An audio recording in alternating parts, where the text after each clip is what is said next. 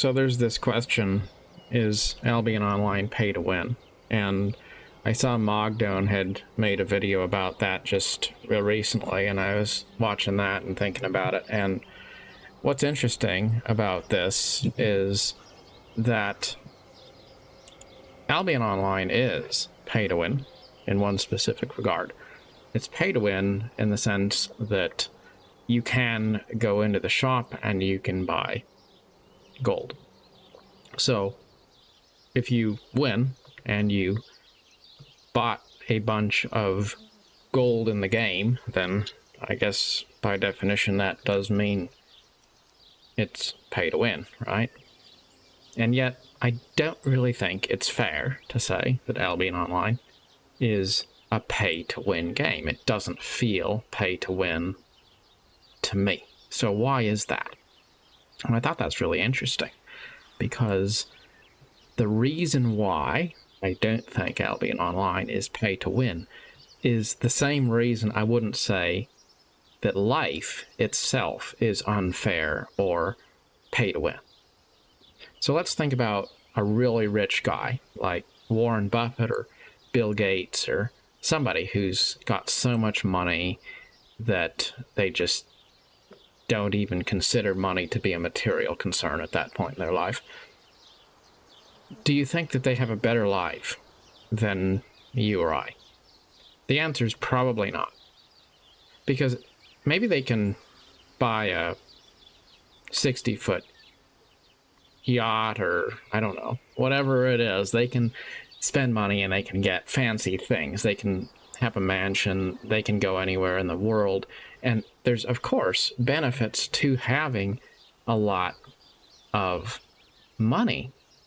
And yet, the way life works, there's also disadvantages that they have. For example, if I'm in my 30s and Warren Buffett is in his 80s, I think, well, does it really matter how much money he has?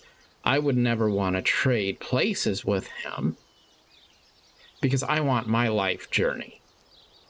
I want my relative youth. I want the time that I potentially have to do things that I can do in my life today, which maybe Warren Buffett can't do. And to his credit, he's had a good life. There's a lot of things he has done.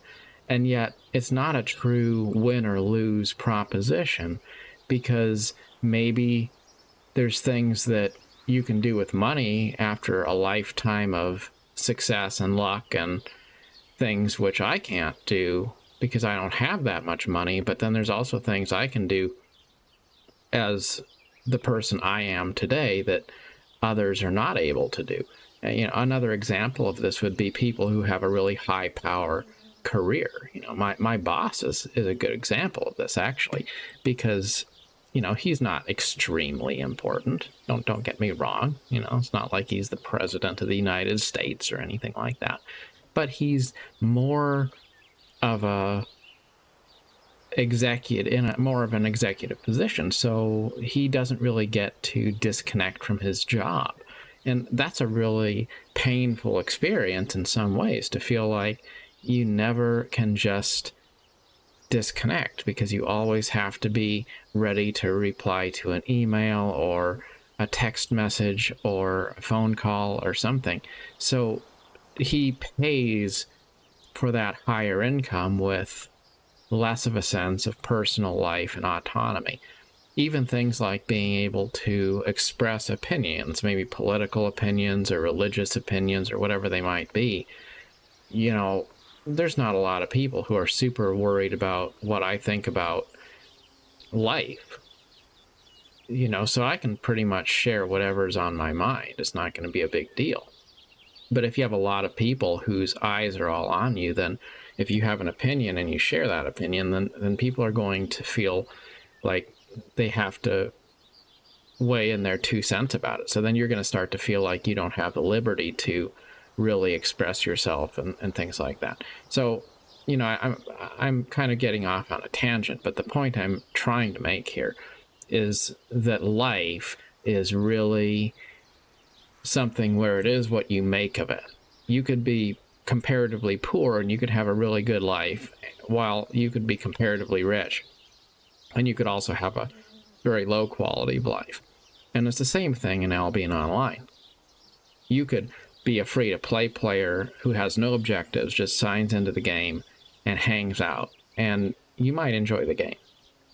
Or you could be like me and maybe have a subscription to premium going just because I figure if I'm going to spend a bunch of time in the game, I do want the premium. But I'm also not going to be wailing to go buy a whole bunch of gold so I can do something competitive and finance it with real life money. So there are whales. There's people who put a bunch of money into the game.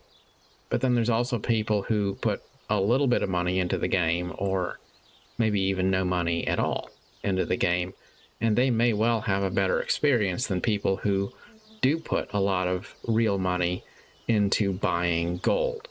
And since everything is really drop on death, full loot PvP in the black zones and red zones, you could be the most powerful geared player, but you're still going to be no match against a random blob of tier 4 mobs that are going to come along and take all of your stuff. So even if you were a credit card warrior, you're not really gonna win the game, because the game can't be won.